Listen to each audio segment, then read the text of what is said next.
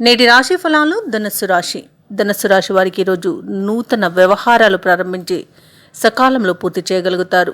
ఆర్థిక పరిస్థితి గతం కంటే మెరుగ్గా ఉంటుంది.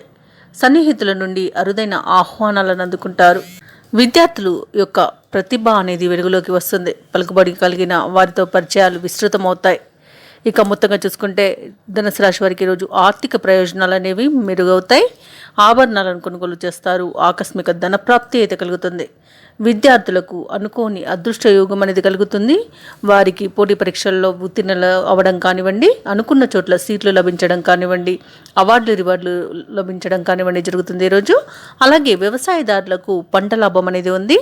నిరుద్యోగులు ఎవరైతే ఉద్యోగ యత్నాలు చేస్తున్నారో వారికి ఉద్యోగ ప్రాప్తి అనేది కనబడుతుంది. వ్యాపారస్తులు ఎవరైతే ఉన్నారో వ్యాపారాల లాభాలను అందుకుంటారు. అలాగే తీర్థయాత్రలను చేస్తారు ఈరోజు ధనుసు రాశి వారు. తీర్థయాత్రలను చేసినప్పుడు దైవ దర్శనానికి వెళ్ళినప్పుడు మీరు ముఖ్యంగా గుర్తుంచుకోవాల్సింది మీ ఇష్టదైవం యొక్క ఆరాధన అనేది మీకు మంచి చేస్తుంది. కాబట్టి తప్పకుండా ఆ దిశగా ప్రయత్నించండి.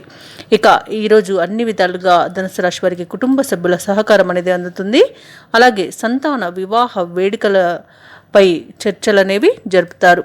ఇక ధనుసు రాశి వారికి యత్నకార్య సిద్ధి అనేది కలుగుతుంది.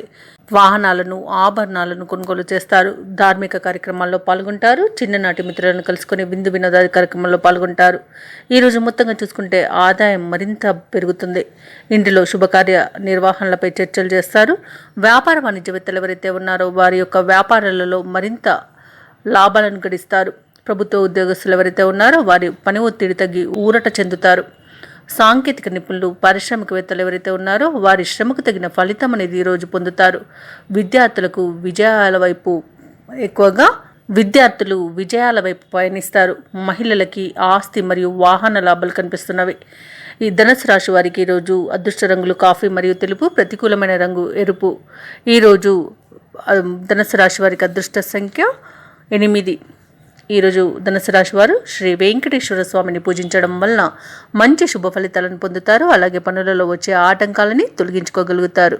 ఈ వీడియో నచ్చినట్లయితే లైక్ చేయండి, షేర్ చేయండి, అలాగే సబ్స్క్రైబ్ చేయడం అస్సలు మర్చిపోవద్దు. అంతా శుభమే జరుగుతుంది.